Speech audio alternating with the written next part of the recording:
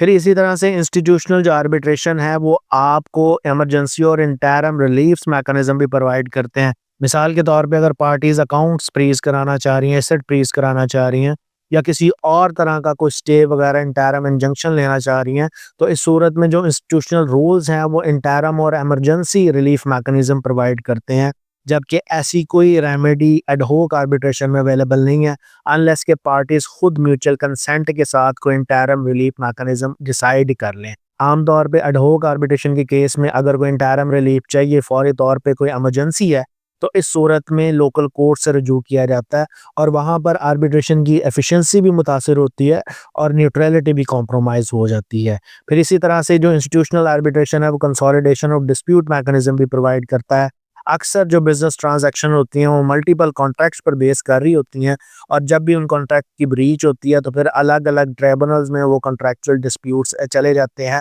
तो इंस्टीट्यूशनल जो आर्बिट्रेशन है वो इंस्टीट्यूट्स को खुद या ट्राइब्यूनल्स को ये पावर देती है कि इस सिनेरियो में तमाम जो अलग-अलग ट्राइब्यूनल्स में केसेस चल रहे हैं वो एक ही जगह पे कंसोलिडेट हो जाएँ और एक ही प्रोसीडिंग में उन्हें डिसाइड भी कर दिया जाए। जबकि ऐसा कोई भी मैकेनिज्म एड होक आर्बिट्रेशन हमें प्रोवाइड नहीं करता अनलेस पार्टीज खुद से कोई कंसोलिडेशन मैकेनिज्म डेवलप कर लें अपनी म्यूचुअल कंसेंट के साथ। लेकिन जहाँ पर केसेस कॉन्टेंशियस नेचर के होते हैं वहाँ पर ये कंसेंट डेवलप करना ऑलमोस्ट नामुमकिन होता है। अब अगर नेक्स्ट फीचर की हम बात करें तो international chamber of commerce parties को ये चॉइस देता है कि वो अवार्ड स्क्रूटनी मैकेनिज्म को ऑप्ट कर लें, जिसके ज़रिए से बिफोर इशूइंग फाइनल अवार्ड वो एक्सपर्ट पैनल के पास जाता है, वो उसे रिव्यू करते हैं और फिर उसके बाद उसे इशू किया जाता है ताकि उसकी इन्फोर्समेंट जो है वो मैक्सिमम एक्सटेंट तक मेक श्योर की जा सके और उसकी रिजेक्शन के चांसेस जो हैं वो कम से कम किए जा सकें। जबकि अगर हम एड हॉक आर्बिट्रेशन की बात करें तो उसमें ऐसा कोई बिल्ट इन मैकेनिज्म इनिशियली तो नहीं था,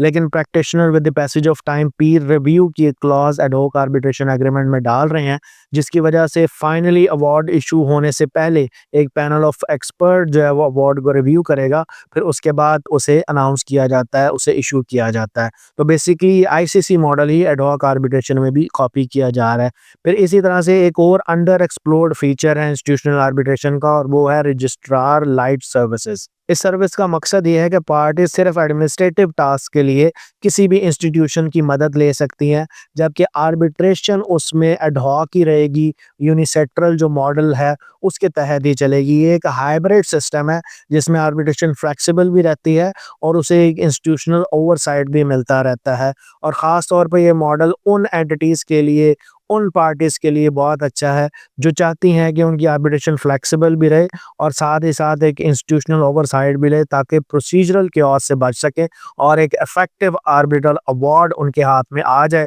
ताकि एट द एंड उसे आसानी के साथ इन्फोर्स कराया जा सके। तो ये डिसाइड करना कि इंस्टीट्यूशनल आर्बिट्रेशन में जाना चाहिए, एड हॉक आर्बिट्रेशन में जाना चाहिए, ये डिपेंड करता है कि ट्रांजैक्शन की वैल्यू क्या है, डिस्प्यूट कितना कॉम्प्लेक्स है और पार्टीज़ के दरमियान ट्रस्ट लेवल क्या है। इसलिए जितनी भी हाई वैल्यू ट्रांजैक्शंस होती हैं, क्रॉस बॉर्डर डिस्प्यूट होते हैं और जिसमें मल्टीपल कॉन्ट्रैक्ट्स इन्वॉल्व होते हैं, उनके लिए इंस्टीट्यूशनल आर्बिट्रेशन को चूज़ किया जाता है और यही सेफर ऑप्शन है। जबकि जो लोअर वैल्यू डिस्प्यूट होते हैं उनमें एड हॉक आर्बिट्रेशन एक सेफर ऑप्शन है जिसमें फ्लेक्सिबिलिटी भी होती है और पार्टीज़ भी आपस में कोऑपरेशन करती हैं। तो इस सूरत में आप एड हॉक आर्बिट्रेशन की तरफ जा सकते हैं विद यूनिसेट्रल लॉज और साथ ही साथ आप परमानेंट कोर्ट ऑफ आर्बिट्रेशन को एज अपॉइंटिंग अथॉरिटी भी साथ रखेंगे। सो आई होप कि आपको समझ आ गया होगा कि आप जब भी आर्बिट्रेशन की तरफ जाएं तो आपको किस टाइम पे इंस्टीट्यूशनल आर्बिट्रेशन की तरफ जाना है और कब आपको एड हॉक आर्बिट्रेशन की तरफ जाना चाहिए। इंशाल्लाह मिलते हैं नेक्स्ट वीडियो में। टिल देन अल्लाह हाफिज़।